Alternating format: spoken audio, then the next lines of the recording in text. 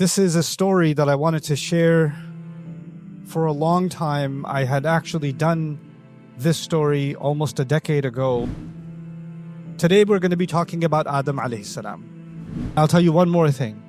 In the Jewish creed, or actually more in the Christian creed, human beings messed up. And I've heard many Muslims say, that's why we're here. Our father, thanks Dad, ate from the tree, and that's why we are on the earth. The Quran is not saying that.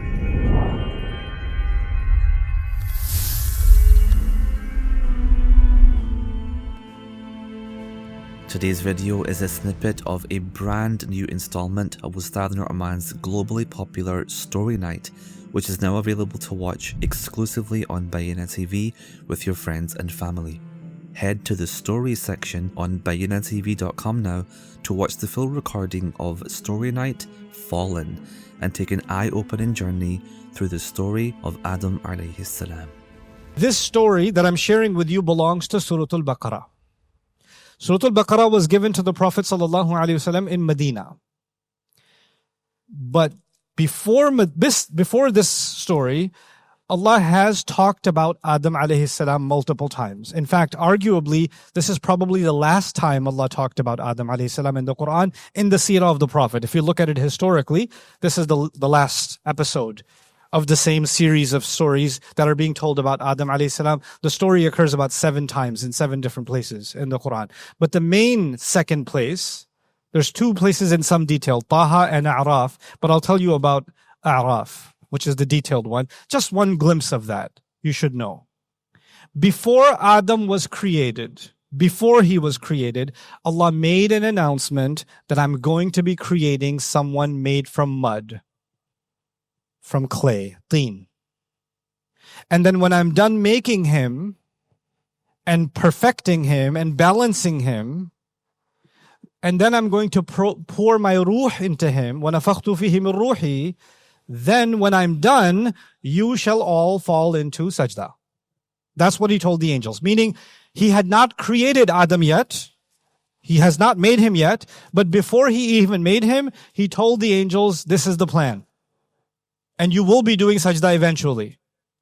So arguably they already know that.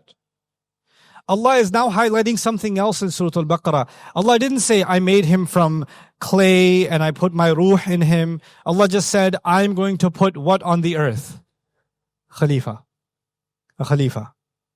You know what that means? That my body, which Allah talked about in Al-A'raf, and my ruh, that Allah talked about in Al-A'raf, the 2 things that I am made of, is powerful enough that Allah sees me as a good enough, responsible creature to be the Khalifa of this earth. That's the word Khalifa includes both of those things, the physical and the spiritual, the body and the ruh. This is the summary of it here. But the angels are still, this idea that the human being will have the choice to do whatever they want, this is a problem. He's going to just create all kinds of problems. Why not just create those who obey Allah and that's it? And it seems, even from the words, it's as if Allah is saying, I'm going to let him do what he wants and I won't stop him. They're going to have freedom.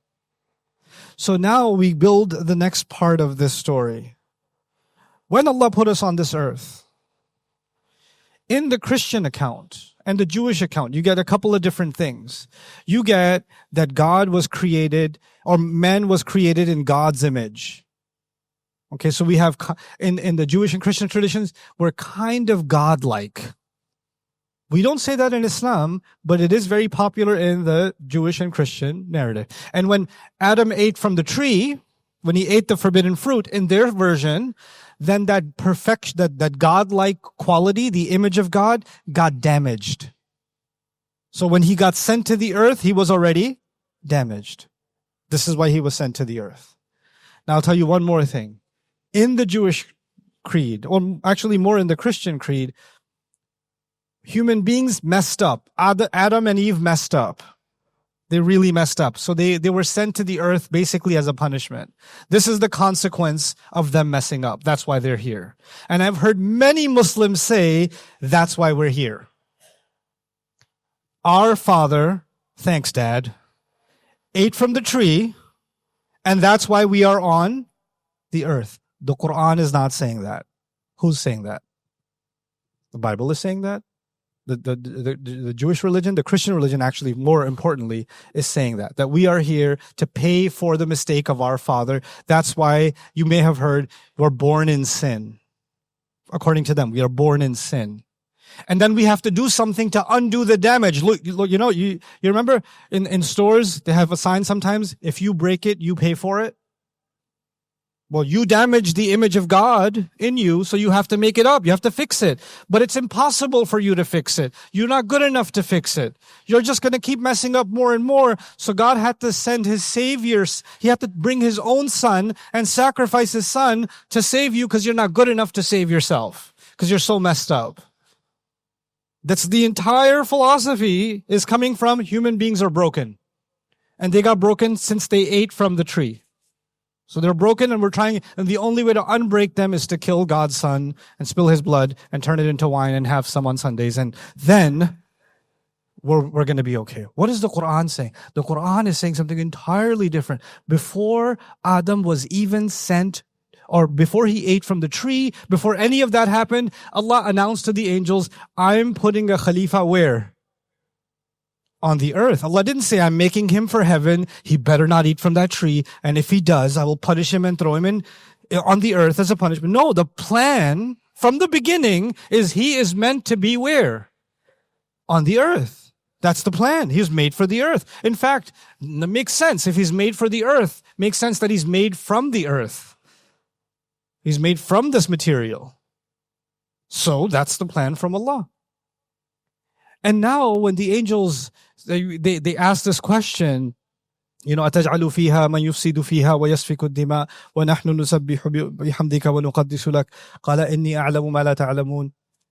I know something you don't know. Allah is now saying there's something, yes, most human beings are going to be really messed up, but there's something about them that even the angels haven't quite been able to understand. They just haven't been able to figure it out. But it's so powerful that Allah sent us to this earth, allowing us to mess up. And when you watch the news, and when you watch events in the world, and when you watch people around you, even when you watch some people in your family, like Fatima, you start asking yourself, man, we are so broken.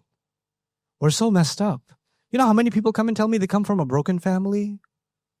That they're victims of abuse in one way or the other? How many people have been cheated in a business? How many people have been stolen from? How many people have been, hurt by a family member? How many people are victims of a crime? How many people see corruption in their business, in their workplace, in their government, there's corruption everywhere, there's fasad everywhere. But Allah seems to say to us that despite all of that, something is in the middle of all of this mess that is worth it. Something is worth it. So all this trouble, which is clearly there, must be worth something. This is the first piece that I want to share with you. What I want to do this evening with you is 4 conversations. The first of them was this one, leaving you behind to make your own choices.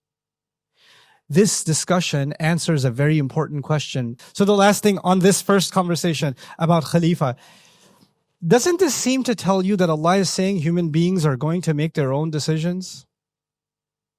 And therefore they will have to deal with the consequences of their own decisions? Did Allah bring us to the earth and the roads were already built and the houses were already built and the infrastructure was already there and the animals were already domesticated and everything? And was that the case?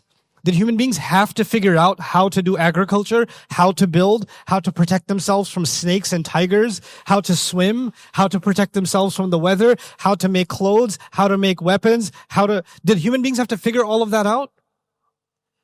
Did they, or did Allah just do it for them? No. In Jannah, you don't even have to get up. The fruit comes to you. But in this dunya, what you gotta do? Plant a seed, let it grow, eventually then you get the fruit of your labor, isn't it? And you have to protect yourself. You can't just say, Allah will protect me, I don't have to worry about the weather. No, you better protect yourself from the elements. Allah will build me a house. Allah is the raziq. I just made dua. Now I'm going to have a 4-bedroom house by the time I'm done with this dua. No, you have to earn. You have to build. You have to. This is hard work, isn't it? And when human beings do hard work, they're trying to, because this world was us having to figure out how to live here. And when we have to figure out how to live here and you're trying to save food for yourself and you see somebody else who's got more food than you, you're like, how come they have more food? And that's going to start some fasad. Or some people come and take a little bit of your food. And you say, hey, don't touch that. That's mine. That's mine. Get away from here. You've seen kids do this in school. When kids have their desk, and this next kid has their desk, and the next kid puts their pencil holder a little bit on the other person's real estate, they're like, heh, this is my desk. We become territorial. Allah put us on this earth, and He left us behind to figure out how to live here. Figure it out.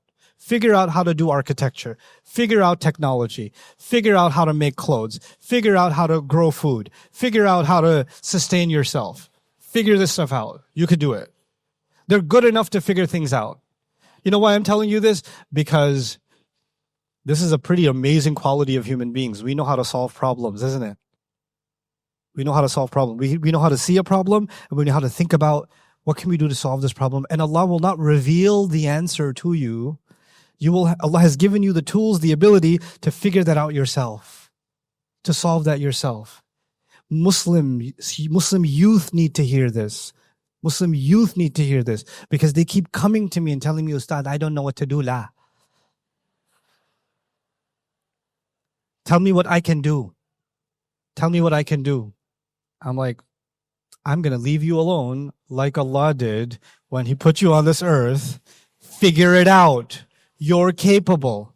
The capability inside you is so powerful that all of the angels were commanded to do sajda to that capability. And how come you think you don't have enough capability? How come you think that?